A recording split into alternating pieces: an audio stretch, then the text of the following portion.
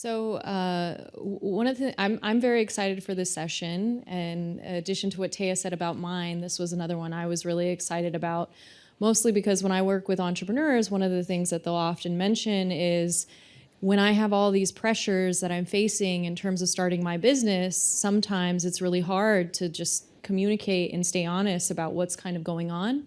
And I find it really interesting when we talk about integrity in the context of business, the fact that the definition of integrity is moral uprightness with the quality of being honest. So you can't really have integrity without having honesty included in that. So I'm very excited to introduce Dr. Taya Cohen. Dr. Taya Cohen is a tenured professor here at Carnegie Mellon. She co-directs the Collaboration and Conflict Research Lab and the Center of Behavioral Decision Research. She recently served as the president of the International Association for Conflict Management, and her work is on moral character, honesty, and negotiation, and is highly cited and received international media attention from the New York Times, the Wall Street Journal, USA Today, NPR, and the BBC.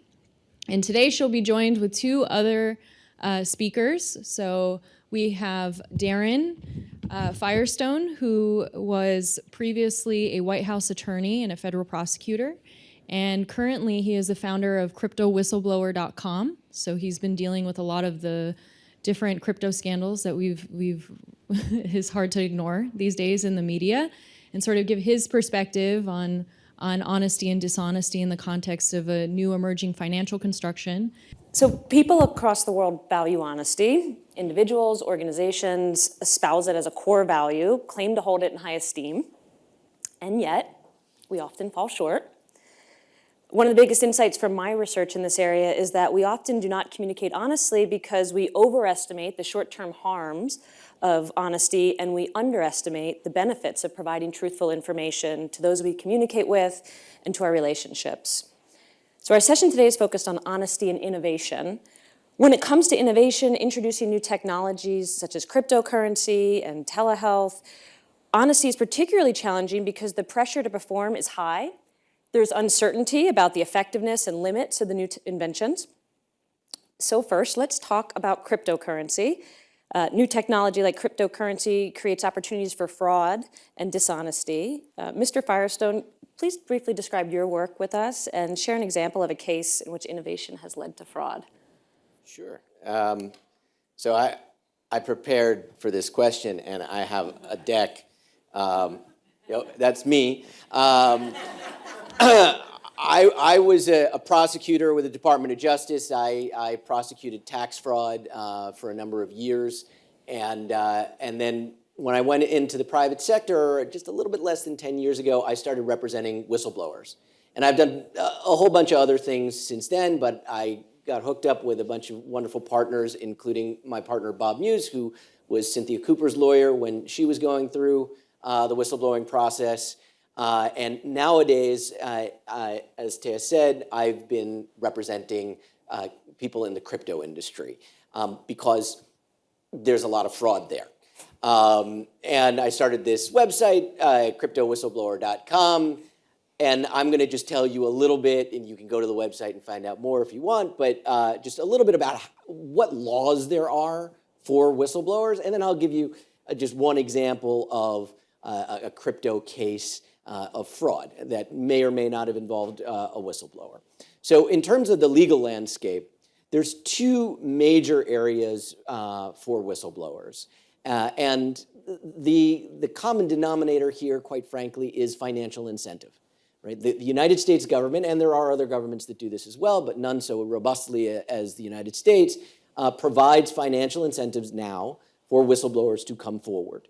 So the SEC, the CFTC, the IRS, FinCEN, they all have their own whistleblower programs, and they all work kind of the same way, which is if you have information that exposes a violation of law, a fraud, you can come to that agency and say, this is the information that I have. And if they take that information and they pursue an enforcement action and they collect money, meaning the government gets penalties or disgorgement, then the whistleblower is entitled to, depending on the program, but it's typically 10 to 30% of everything that the government Yes. there was at least one reaction that went like this. Yeah. So it can be a lot. It can be a lot, right? And some whistleblowers have made as much as $200 million from blowing the whistle. That was just this past year in a CFTC case involving the rigging of LIBOR bets. So that's the way those programs work. And then the other side of the whistleblower coin is the False Claims Act, which actually is the larger portion of the whistleblower world, very relevant to healthcare.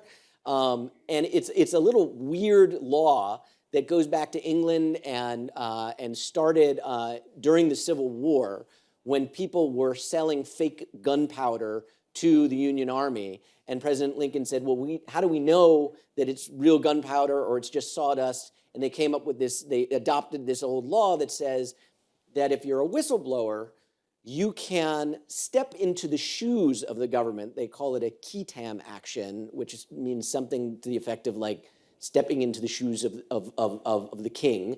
And I'm not good with Latin, so I apologize, I don't know the exact translation. But effectively, you say, I accuse this company of violating the law, of perpetrating a fraud on the government.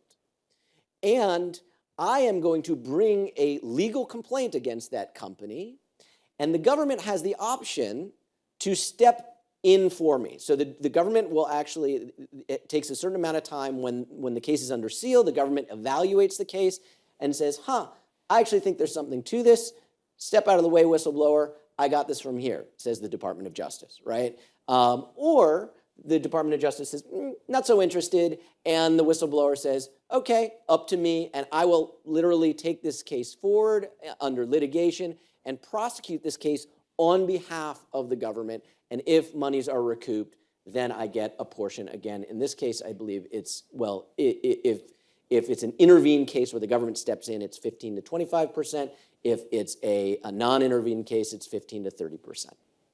So those are the two major sides, major programs that are available to whistleblowers. Why have whistleblower reward programs? Well, I think the best proof comes in the last session when you could hear from Erika and Cynthia, how hard it is to be a whistleblower, and the government offering some incentive to counterbalance all of those hardships is important. It's also important to incentivize lawyers like me to get involved so that there is some financial reward if we represent a whistleblower. And then, of course, a lot of these laws involve protections for whistleblowers. So if there's retaliation against them, there are independent causes of action that the whistleblower can bring against their employer. And of course, whistleblowing, within the context of this whole conference, to some extent, we're looking for solutions, right? We're trying to find ways. And whistleblowing is one amongst many potential solutions for trying to encourage a more ethical workplace. And it works, right? So the False Claims Act has collected over $30 billion for taxpayers, and the SEC and the CFTC whistleblower programs have collected 6.3 and 3 billion respectively. So a lot of money that these programs have returned to the taxpayers.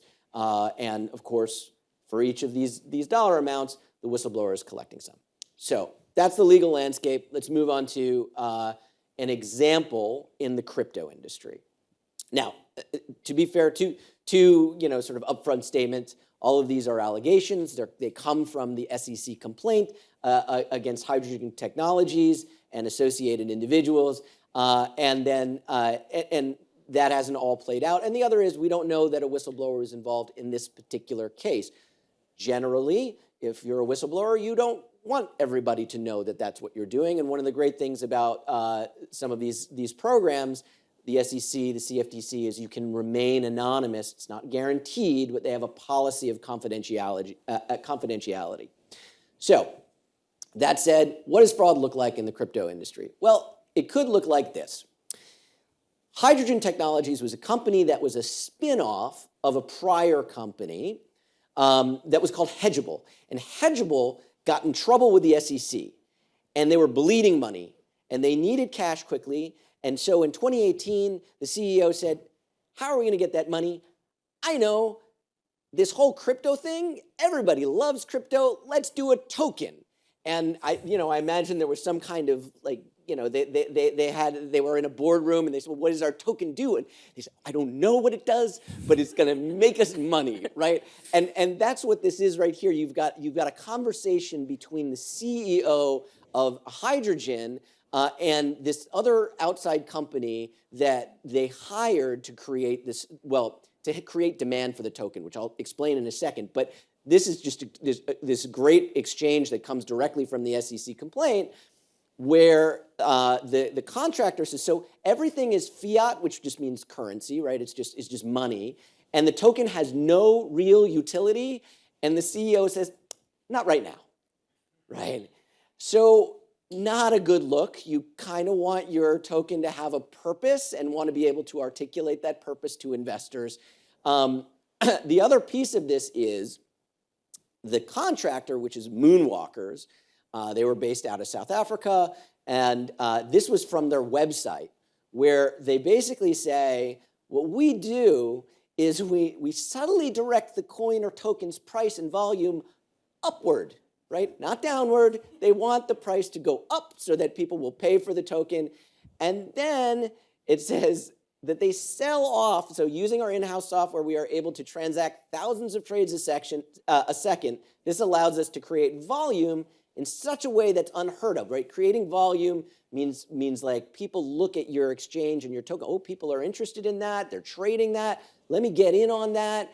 And that's the way things are often done in the crypto space. You want people to think you got the new hot thing, but don't worry, we've gone through great lengths to ensure that our strategies in doing so look as organic as possible.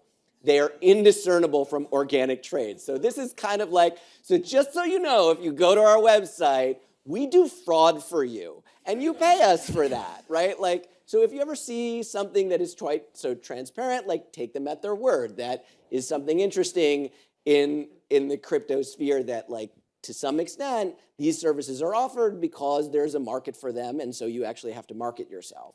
What the allegation was here for Moonwalkers was that they were hired to come in and do what's called spoofing. So spoofing is illegal, and they put in these trades that they never expected to consummate. So they said, well, we'd like to buy some of this token, this hydrogen token. And then if you're one of those traders who's sort of looking to see where's there some volatility so I can get in and I can make some money, you see, oh, people are trading that token. You don't realize those aren't actual bids on the token. You go in and you put in your own money, that drives up the price, and then the token holder, allegedly, in this case, hydrogen, starts to sell off its token. It's a pump and dump, right? So you pump up the volume so that you can pump up the price, and then you sell it off. So that is the hydrogen example. I got another one here, but I've been talking too much. I'm going to turn it back over, and we can get to it if we have time. It's fascinating.